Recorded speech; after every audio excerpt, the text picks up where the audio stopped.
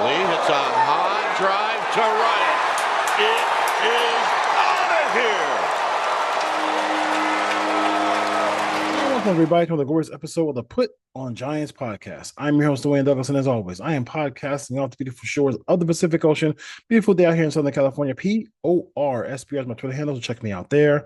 And then Put on Waivers _ podcast is on Instagram, so check us out there. We'll be talking about Raiders, USC, and San Francisco Giants. San Francisco Giants, after just a miserable start to the second half of the year, they went bombs away in Atlanta. It was 18 runs in 2 games, winning one game, winning the middle game 9-0, and then the rubber match 9-3. So good to see that the Giants flexed their muscle a little bit. Everybody got involved, especially Rafael Devers with the little one-handed flick home run that he had. And then also Adames is doing his thing. And then you got Chappie was hit a couple bombs. Love to see Matt Chapman hit home runs, Apo Taco, if you will, in games, because it really means he's really letting that ball get deep, and he's driving the baseball the other way. So I'm really excited to see that. They come home with the face the Mets. They got some help in the standings. I know I said I wouldn't do wild card standings until August, but they are only, I think, they're only one game back in the loss column, thanks to the Marlins beating the Padres in their series, and then the Padres lost yesterday to the Cardinals on 9-7. Yu Darvish did not look well, so in that game, the Padres have also tried to trade Dylan Cease and some other players for Jared Durant. The Red Sox, I'm almost at the Patriots. The Red Sox said no. So they're still looking for an extra bat, if you will. They have been worse offensively than the Giants. So they had to be honest with you, but they're one game above the Giants, and the wild card teams have issues. They all have distinct issues that they have. So hopefully the Giants' issues aren't as big as the Padres' issues, and they're able to win the wild card. The Giants management are refusing to say that Bryce Aldridge is untouchable. I don't think that's odd. I don't think that's odd. I think everything has to be on the table. I would not want to see him get traded for Stephen Kwan. We'll talk about Stephen Kwan in a little bit. I just not. I mean, you don't have any prospects. And this is still, I love the contact guys. I love the contact hitters. I love the guys who, single double hitters who keep innings going and start innings. But at the end of the day, you need home run power. You need the threat of home run power. Otherwise, you're just, you got to have it. You got to have it. And if you don't, since the Giants really don't have anybody else in that whole roster or whatever, it's not roster, but you don't have anybody in you don't have anybody in the farm system to be exceptional or with power. It's really, it's, you can't do it. I mean, I can't sit there and just watch nobody come up ever for the Giants, and they're not going to be able to to be a powerful baseball team. The thing that's, when you have power in your lineup, you get big leads in the division, like the Dodgers have. Excuse me, like the Dodgers have, like the Tigers have. Like those are the things that happen when you have a powerful lineup that can hit a lot of home runs. Now there's coupling, you're gonna get some strikeouts as well, some dry spells, but when everybody flexes the home run ball, that's what's the difference between winning and losing in this sport. How many extra base hits can you get? Trade talks. Ryan McMahon, I guess, I went to the Yankees. So Suarez is still a Diamondback as of this recording. So we'll see what happens there. And I posted a Twitter poll, because I know there is some interesting trade stuff with the Giants, and I said, we're with it. Helio Ramos is struggling in the field. He's been up and down in the field, very sporadic in the field, if you will. And I said, would you trade Stephen Kwan for him straight up, and Giants fans said no. And fans usually side with the player who is already here. When you pose questions like that, fans usually they will usually side with the player who's already here. They love their homegrown guys, and the Giants, if they did make a trade like that, their entire lineup. Thinking about it right now. Their entire lineup would be free agents, with the exception of Patrick Bailey. So that would be that would be something that would be something as well. So you got to think about those things when you kind of get into it. But yeah, that's it. The Giants offensively, it's time for them to carry this pitching staff just a little bit, give them some innings where it's not like high stress every single freaking moment. And I think that was nice to see them do that in back to back games.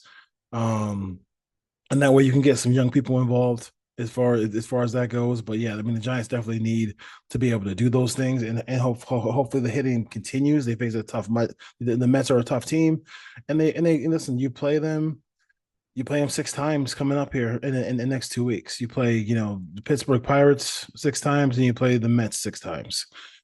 What's the Giants record going to be? If it's just 500, then that's a fail.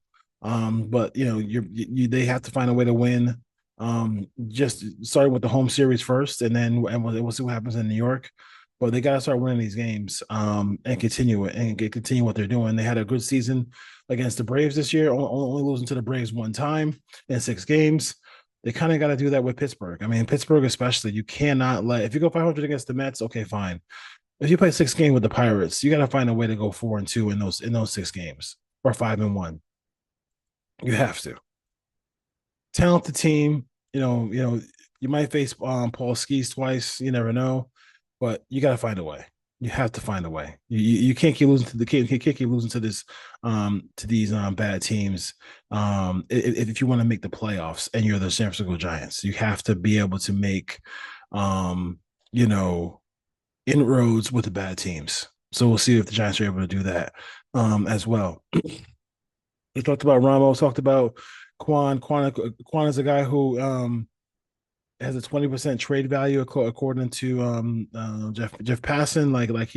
He thinks 20% he might get traded out of 120% is the mark that he's looking at. I don't necessarily. I mean, I agree with him. I don't think it's a move that the Guardians are ready to make right now. But if you presented them with the right offer, they definitely would do it. So I mean, he's from Los Gatos, California, so it would be nice to see him come back home. But it's gonna be hard to get him. It's gonna be hard to get him as well. So I'm more on the hey, give me a Seth Lugo, give me somebody who can eat up some innings, because the Giants just right now with Hayden Burnsall going down, we don't got that. We don't got that as far as that goes. So some predictions for the series with the Mets. I think the Giants will win the series 2-1. I think it's going to be hard to keep the Mets in the ballpark. So that's going to be something as well. You have to look at. That's going to be something hard to do. It's very difficult to keep the team in the ballpark. They have a lot of really good with Soto and all those players there. They got a lot of guys in that lineup who are just really really talented hitters. But the Giants, you gotta hope that Marine layer kind of keeps the Mets in the ballpark here as well. And then they also have a really good closer. So you don't want to get behind in this game. So Pete Alonso, I think could actually reach the water this weekend. A guy like Lindor was struggling for a little bit. He was like 0 for his last 30. And then now we kind of snapped out of it last game against the Angels. So that's a guy you have to worry about as well. Brandon Nimmo is going to be a pain in the ass, just getting on base all the time. So you gotta get the guys out. Nimmo and Taylor at the bottom of the lineup before Soto, Alonso, and Marte come up. Like, you have to be able to Take care of your business. Walks in this series are going to be brutal. If you walk people, the Mets are going to score runs. And it's really that simple. Um, so looking for the Giants to win the series. On the Giants side, I think Devers continues his little run right here. Adamas as well, and Chapman I think will continue as well. It'd be interesting to see what happens in with the secondary players. I mean, who's going to shine for the secondary players? Ramos, and excuse me, Matos. Can he come up with some big hits? Um, you know, those when those guys hit, the Giants are, it puts them back in that top spot as far as winning games. And I think Patrick Bailey has been hitting the ball pretty well too recently. So can that continue as well too? I mean, that's a big part of it. So Giants, yeah, the Giants, the Mets, big series out there in Oracle. So we'll see. I don't know. I know everything's all sold out for the weekend. So for the fans who are going to be out there, have fun. It should be interesting to see what happens as far as that goes. And when I said the Giants have coming up in August, they have a big series in San Diego. They're starting to play a lot of the teams who are in the wild card or ahead of them.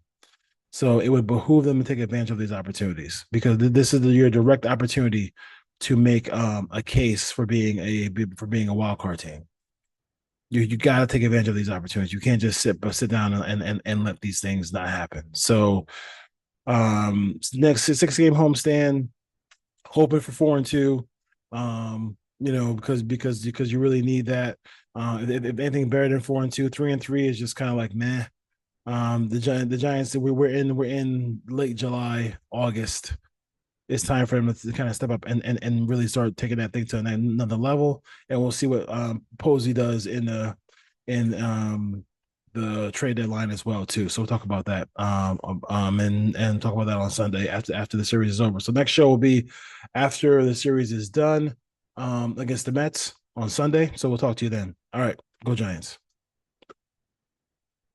Lee hits a high drive to right.